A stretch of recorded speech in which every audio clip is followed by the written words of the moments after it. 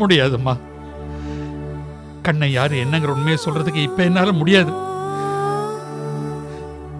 அந்த உண்மையை மனசுக்குள்ளேயே போட்டு புழுங்கி சாகணுங்கிறது கடவுள் எனக்கு கொடுத்த சாபம்மா. கடவுள் எனக்கு கொடுத்த சாபம்.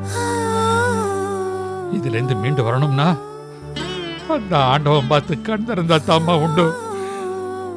தயவு செஞ்சு இதுக்கு மேல கேள்வியாலே என்ன தொலைச்சு எடுக்காதேங்கோ.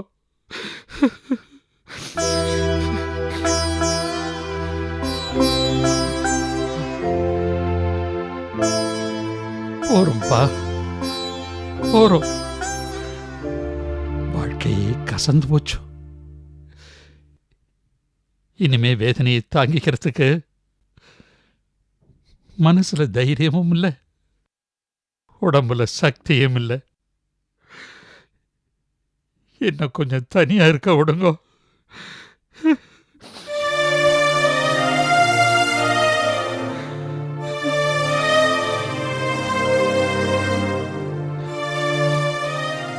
உன்னை வேதனைப்படுத்தி வேடிக்கை பார்க்கணும்னு நாங்க நினைக்கிறோம். நடக்கிற பிரச்சனைக்கெல்லாம் ஒரு விடிவுகாலம் ஏற்படாதான்னு தான் நாங்க கிடந்து அல்லாடுறோம். உன்னை ஏதாவது நாங்க தப்பா பேசியிருந்தா மன்னிச்சிருப்பா, மன்னிச்சிரு. நீங்க பரவாயில்ல சார். கல்யாணம் பண்ணி பிரம்மச்சரியா வாழ்ற குடும்பம் இருக்கே, ரொம்ப கஷ்டம் சார். ஏன் வைஃப் இங்க கூட்டிட்டு வந்துட வேண்டியதானே? ஏற்பாடு பண்ணணும், பாப்போம். என்னப்பா ரெடியா? வெட்டியாச்சுமா, எட்டு வந்துடுறேன்.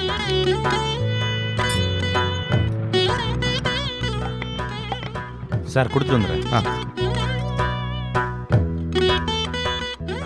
வாடா ஷாம். அண்ணா என்னண்ணா அது? இப்ப சொல்லுண்ணா, அவனை இழுத்துன்னு வந்து உன் காலடியில் போடுறேன். ஏன்டா டென்ஷன் ஆகுற? என்ன நடந்துருச்சு இப்போ? இன்னும் என்ன நடக்கணும்? உன்னை வீட்டை விட்டு வெளில போக சொல்றதுக்கு அவன் யாரு? கடையை கவனமா பார்த்து டெவலப் பண்ணது நீ. கடை பக்கமே வராத அவனுக்கு மாசம் சம்பளம் கொடுத்ததும் நீ. சௌந்தர்யா பிரச்சனையில ஜெயிலுக்கு போக வேண்டியவனை காப்பாத்தி ஸ்ரீநதியோட சேர்த்து வச்சவனும் நீ. இவ்வளவு பண்றா, கொஞ்சம் கூட நன்றி இல்லாம அந்த ராஸ்கல் பண்ணிருக்கா. நீயும் சும்மா வந்திருக்கேனா? ஷாம் கொஞ்சம் அமைதியாடுறா. அம்மா, அவனை கேட்க ஆள் இல்லைன்னு நினைச்சிட்டானா? உன் வயிற்றுல பிறந்த நானும் கோதையும் இப்ப கண்ணனை பக்கம் இருக்கோம். இப்ப யாருமா ஆனாத? அந்த ராஸ்கல் தானே ஆனாத. விடுடா, கடவுள் அவனுக்கு சரியான புத்தியை கொடுப்பான். எந்த கடவுளுக்காகவும் நம்ம காத்திருக்க தேவையில்ல. எல்லா சொத்தையும் அப்பா கிட்ட சொல்லி ஆசிரமத்துக்கு எழுத சொல்லு. அப்பதான் அந்த ராஸ்கலுக்கு புத்தி வரும். ஷாம், அவன் ஒன்றும் நீ நினைக்கிற மாதிரி கெட்டவன் எல்லாம் இல்லை. ஏதோ ஆதங்கத்தில் இப்படிலாம் நடந்துக்கிறான். கொஞ்சம் பொறுமையா இருக்கு. ஒரு நாள் இல்லை ஒரு நாள் கண்டிப்பா வந்து சாரி கேட்பான். அவர் வரட்டும், வராம போட்டோம். நீங்க நம்மாத்துக்கு வாங்க. கிளம்புங்கம்மா, போலாம்.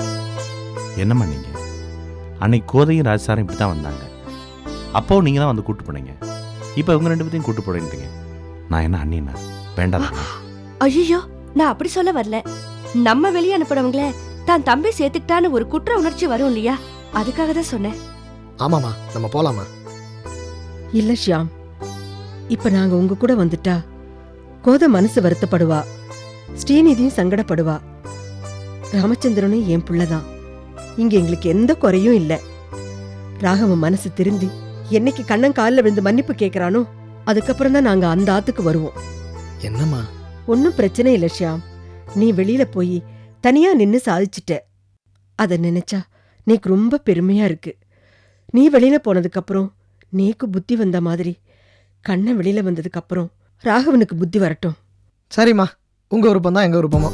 நாங்க ஒருபோதும் கண்ணனை விட்டு தரவே மாட்டோம். சரிடா, இருந்து சாப்பிட்டுட்டு போ. அம்மா, அடுப்புல ஏதாவது வச்சுட்டு வந்தீங்களா? கருகில வாசனை மறந்தே போயிட்டேன். ஆஹா, நீங்க நறுக்குனதெல்லாம் வேஸ்ட் ஆயிடும் போல இருக்க.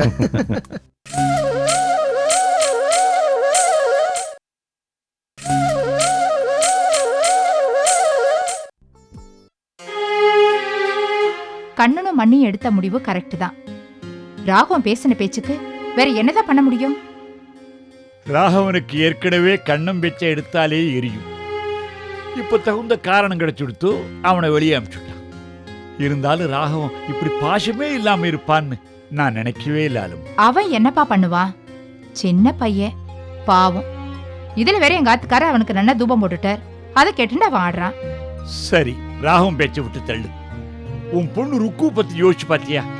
அவளுக்கும் கண்ணனுக்கும் கல்யாணம் பண்ணியே ஆகணும். இதுக்கு உன் முடிவுதான் முக்கியம். ஆமா, ஏன் முடிவு தானே. இப்ப சொல்றேன் கேட்டுக்கோங்க. எப்ப மண்ணி கண்ணன் தான் முக்கியம்னு ஆத்த விட்டு போனாலோ அதே மாதிரி நேக்கு ஏன் பொண்ணோட வாழ்க்கை தான் முக்கியம். அதுக்காக எங்க ஆத்துக்காரையும் எதிர்த்து நிக்க நான் தயாராயிட்டேன். சபாஷாலம், இப்பதான் நீ பொண்ணுங்கிறதே நிரூபிச்சிட்ட. உன் ஆத்துக்காரர் வீண் ஜம்பம் பிடிச்சு அலையிற. ஏதோ இந்த பொண்ணு பாக்குறத பாதியில நிறுத்திட்டோ கண்ணை அனாதேன்னு சொல்லிட்டா. ருக்கு மனசுல கண்ணை இருக்கிறத மாத்திர முடியுமா என்ன? ருக்கு மனசை விடுங்கப்பா. முதல்ல கண்ண மனசுல ருக்கு ஒரு கலன்னு தெரிஞ்சுக்கோங்க. அவன் தானே முதல்ல கல்யாணம் வேண்டான்னு சொல்லிட்டு இருக்கான். அவன் அப்படி சொன்னதுக்கு காரணம் வேற. நம்ம 2 பேராத்துல இருக்கிற பிரச்சனை இன்னும் பெருசாயிடக்கூடாதுங்கிற பயத்துல தான் அவன் அப்படி சொல்லியிருக்கான். ஆனா அவன் மனசுல ருக்குவுக்கு நிச்சயமா இடம் இருக்கு. அது எனக்கு நல்லா தெரியும். என்ன காரணமா இருந்தா என்ன, கல்யாணத்தை முடிச்சா எல்லாம் சரியாயிடும். இந்த விஷயத்துல கண்ணன் தான் தைரியமா ஒரு நல்ல முடிவா எடுக்கணும். அவன் எப்பவும் நிதானமாகத்தான் முடிவெடுப்பான். நல்லது கெட்டது எதுங்கிறத பார்த்தே பழக்கப்பட்டவன் அவன். தன்னால மற்றவாளுக்கு எந்தவித பாதிப்பு வரக்கூடாதுன்னு நினைக்கிறான். அவன் நிதானமா தான் முடிவெடுப்பான், சரி. ஆனா 4 பேர் 4 விதமா பேச மாட்டாளா? அதுக்கு முன்னாடி கல்யாணத்தை முடிச்சிடுவோம்ப்பா. அவசரப்படாதே அலமு. இது கல்யாண விஷயம். நேரங்காலம் கூடி வரணும். நேரங்காலெல்லாம் பார்த்துட்டு இருந்தா ஆகுமாப்பா? நாளைக்கே நான் மணியன் இதை பத்தி பேசுறேன். அவ தான் ஒரு நல்ல முடிவா எடுக்கணும். இது நல்ல ஐடியா. பத்மஜா சொன்னா கண்ணன் கண்டிப்பா கேட்பான். ஆமா. இன்னொரு விஷயம், நான் வந்த சமாச்சாரம் உன் ஆத்துக்காரருக்கு தெரிய வேண்டாம். அப்படி தெரிஞ்சது வீணா புகை வரும், எல்லார் கண்ணும் எரியும். அப்புறம் வரட்டுமா? அப்பா டிஃபன் ரெடியா எடுத்து சாப்பிட்டுட்டு போங்களேன். வேண்டாம்மா. அப்புறம் பாதி சாப்பாட்டுல ஆத்துக்காரர் வந்துருவார். உண்டை வீட்டுக்கு துரோகம் பண்ற குடும்பம்னு இலக்கானமா குத்தி காட்டுவார். அதுக்கு நானே இடம் கொடுக்கலாமா? நான் வரேன். சரிப்பா.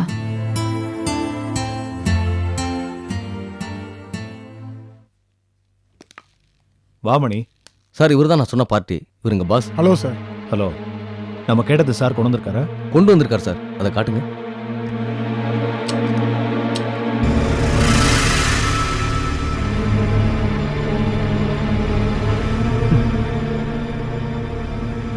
அப்படியே ஒரிஜினல் மாதிரி இருக்கு சார். உங்க ஸ்பெஷாலிட்டியே இதுதான். இத்தனை வருஷமா யார்ட்டையும் மாட்டிக்காம தொழில் பண்ணிட்டு இருக்காங்க. நாங்கள் சப்ளை பண்ணுற பணம் தான் இன்னைக்கு இந்தியா முழுக்க ரவுண்டில் இருக்கு. எப்படிப்பட்டாலும் இது கள்ள நோட்டுன்னு கண்டுபிடிக்கவே முடியாது. எனக்கு உங்க மேல நம்பிக்கை இருக்கு. மற்ற விஷயம்லாம் மணி சொல்லிட்டான்ல. என்ன, ஒரு ஆளை மாட்ட வைக்கணும், அவ்வளோதானே. மீட்ரு ஏற ஏற மேட்ரு எதுவாக இருந்தாலும் செய்வேன். வேலை முடிஞ்சதும் டெல்லி பாம்பே எங்கேயாவது போயிடு. இங்க இருக்கக்கூடாது, புரிஞ்சுதா? Okay sir. இந்தா 50,000 ரூபாய் இருக்கு. என்ன அப்படி பார்க்குற? ஒரிஜினல் பணம் தான். மணி, அந்த கள்ள நோட்டை வாங்கிக்க. என்ன பண்ணோம் ஏது பண்ணோன்னு அப்புறம் சொல்கிறேன். கிளம்பு. வரேன் சார். சார், விட்டு வந்துடுறேன் சார்.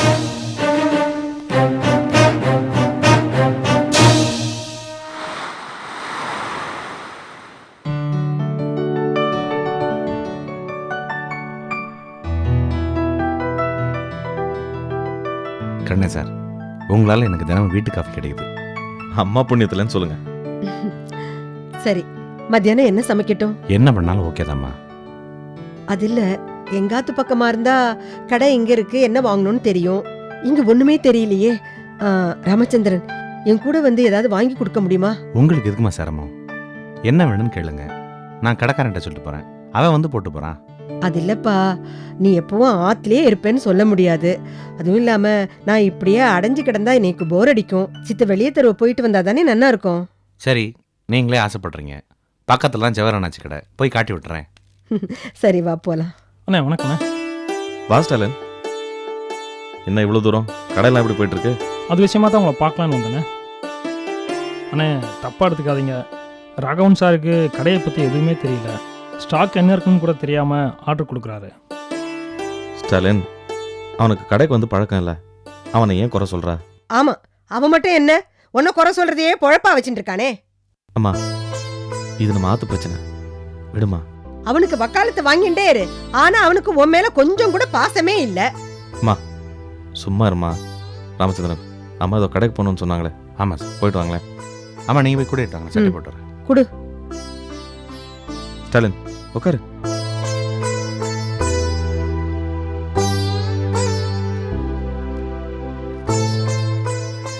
என்ன ஸ்டாலின், ஸ்டாக் எல்லாம் கம்மியாக ஆர்டர் பண்ணியிருக்கீங்க? அதானே, ராகவன் சார் தெரியாமல் ஆர்டர் பண்ணியிருக்காரு. அவன் தெரியாமல் தான் பண்ணுவான். நீங்களாம் எடுத்து சொல்லணும்ல. சொன்னேண்ணே, உங்கள் வேலையை பாருங்கள், எல்லாம் எனக்கு தெரியும்னு சொல்லிட்டாருண்ணே. சரி, ஸ்டாக் விஷயமா உனக்கு ஏதாவது டவுட் இருந்தா எனக்கு ஃபோன் பண்ணு, நானே ஆர்டர் பண்ணிக்கிறேன். சரிண்ணே. இந்த விஷயம் ஸ்ரீநிதிக்கு மட்டும் சொன்னால் போதும், அவள் பார்த்துப்பா. சரி. அப்புறம் நம்ம ரெகுலர் கஸ்டமர்ஸ் யாராவது ஏதாவது ஆர்டர் பண்ணாங்கன்னா எனக்கு இன்ஃபார்ம் பண்ணு, நான் அவங்ககிட்ட ஃபோன்லேயே பேசிக்கிறேன். இன்ஃபார்ம் பண்ணுறேண்ணே. இன்னொரு முக்கியமான விஷயம், கடை விஷயமா நான் செய்கிறது எதுவும் ராகவனுக்கு தெரிய வேண்டாம். சரிண்ணே, அப்போ நான் கிளம்புறேன். ம்.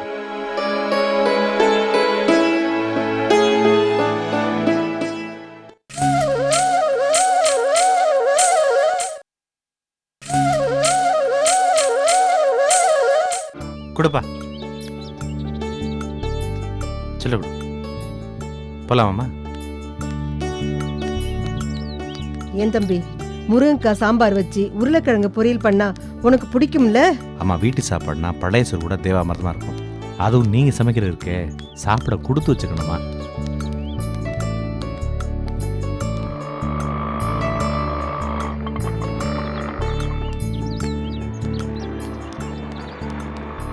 ராஜா சாரும் கோதையும் என் வீட்டில் இருக்கிறதா சொல்லி ஏமாத்திட்டு போயிட்டாங்க. இப்போது நீங்கள் வந்திருக்குது ரொம்ப சந்தோஷமாக இருக்குது. ஏன்னா என் அம்மாவோட இருக்க மாதிரி இருக்குமா? நீ அப்படி சொல்ற, ஆனா நீ ஆத்துக்கு வந்த போதெல்லாம் உனக்கு ஒரு வாய் சாப்பாடு போடலேன்னு எனக்கு ரொம்ப வருத்தமா இருக்கு. சச்சா, என்னம்மா அப்படிலாம் பேசிட்டு இருக்கீங்க? இப்போது ராஜா சாரும் கண்ணனும் என்னை கூட பிறந்தவன் பார்த்துக்கிறாங்க. ரொம்ப சந்தோஷமாக இருக்குமா? சரி, நான் ஆத்துக்கு போய் சமையல் பண்றேன். மத்தியானம் சாப்பிட வந்துரு. சரி, முடிஞ்சா மாப்பிள்ளையும் கூட்டிட்டு வந்துரு. சரிம்மா, கூட்டிகிட்டு வந்துடுறேன். வரேம்மா. ம், சரி.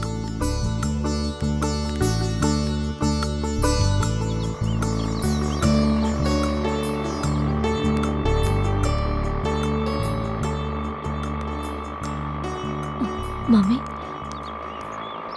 அம்மா, ஆட்டோ கொஞ்சம் நிறுத்துங்களேன். எதுக்கு? அம்மா, பத்மஜா மம்மி தான் போயிட்டு இருக்கா. நீ ஆட்டோ கட் பண்ணிட்டு வா.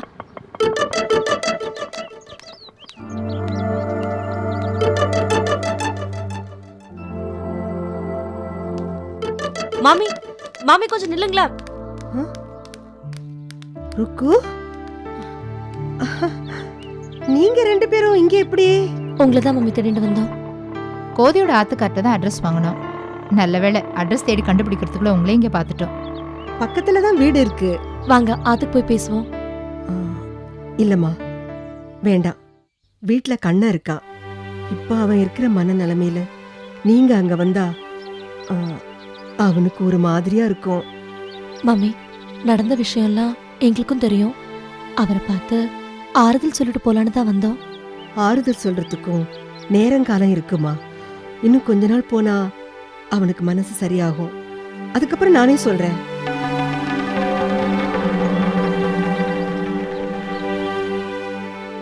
வேணும்னா பக்கத்துல இருக்கிற துர்க்கையம்மன் கோயில போய் பேசலாம். வாங்கோ.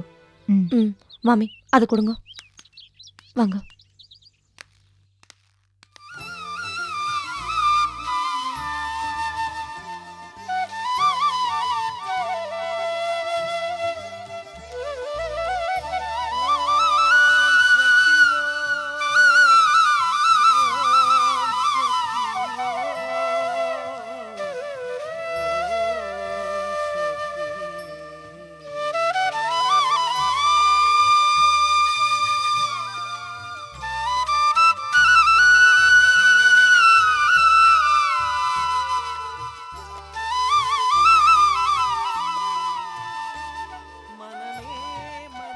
மண்ணி, அண்ணா எப்படி இருக்கார்?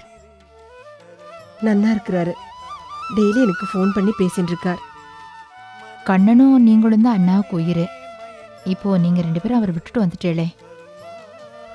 அலமு, ருக்குவும் கண்ணனும் ஒன்னா சேர்ந்து வாழணுங்கிறதுக்காக எப்படி தாத்தாவும் பாட்டியும் பிரிஞ்சிருந்தாங்களோ அந்த மாதிரி இந்த குடும்பம் நன்னா ஆகணுங்கிறதுக்காக இப்ப நானும் அவரும் பிரிஞ்சிருக்கிறோம். அவ்வளவுதான். ஏமணி ராகவன் இப்படி இருக்கான்? ராகவன் தப்பு பண்ணியிருப்பான்னு ஸ்ரீநிதியை நம்பினப்ப என் தம்பி அப்படி இல்லைன்னு போராடி நிரூபிச்சவன் கண்ணன். அவனை காயப்படுத்துறதுக்கு எப்படி மணி இவனுக்கு மனசு வந்தது? நன்றி கெட்டவமா அவன். ஆனா பெருமாள் அவனுக்கு நல்ல புத்தியை கொடுப்பான். அதுக்கப்புறம் கதறிண்டு வந்து கண்ணன் காலில் விழுந்து மன்னிப்பு கேட்பான் பாரு. அவர் என்ன சொன்னார் மாமி? தானாத நினைச்சு கூட அவன் வேதனைப்படலம்மா. தன்னால இந்த குடும்பம் பிரிஞ்சு இப்படி கஷ்டப்படுதுன்னு தான் அவன் ரொம்ப வேதனைப்பட்டு இருக்கான். அதை என்னால பார்த்து சகிச்சுட்டு இருக்க முடியலம்மா. கண்ணை உழைச்ச உழைப்புல ராகவன் இந்த குடும்பத்துக்காக கால்வாசி கூட உழைச்சிருக்க மாட்டான். கண்ணு அந்த அளவுக்கு இந்த குடும்பத்துக்காக பாடுபட்டிருக்கான். அப்படிப்பட்ட புள்ள என் வயித்துல பொறுக்காம போயிட்டானே. மண்ணி, கண்ணு இப்போ உங்க பையன்தான், நம்ம சொந்தம்தான். அவனை யாரும் பிரிச்சு பார்க்கலங்கிறத அவனுக்கு புரிய வைக்கணும். அதான் முக்கியம். பேசுறதோட இல்லாம அதை செயல்ல காட்டணும்னு நினைக்கிறேன். அதுக்கு கண்ண ருக்கு கல்யாணம் தான் ஒரே வழி. அதுக்கு முன்னால நான் ருக்கு மனசு தெரிஞ்சுக்கணும்னு நினைக்கிறேன். என்ன மம்மி? ருக்கு, உன் மனசுல கண்ணனுக்கு இன்னும் அதே இடம் இருக்கா? இல்ல மம்மி, நிச்சயமா இல்ல.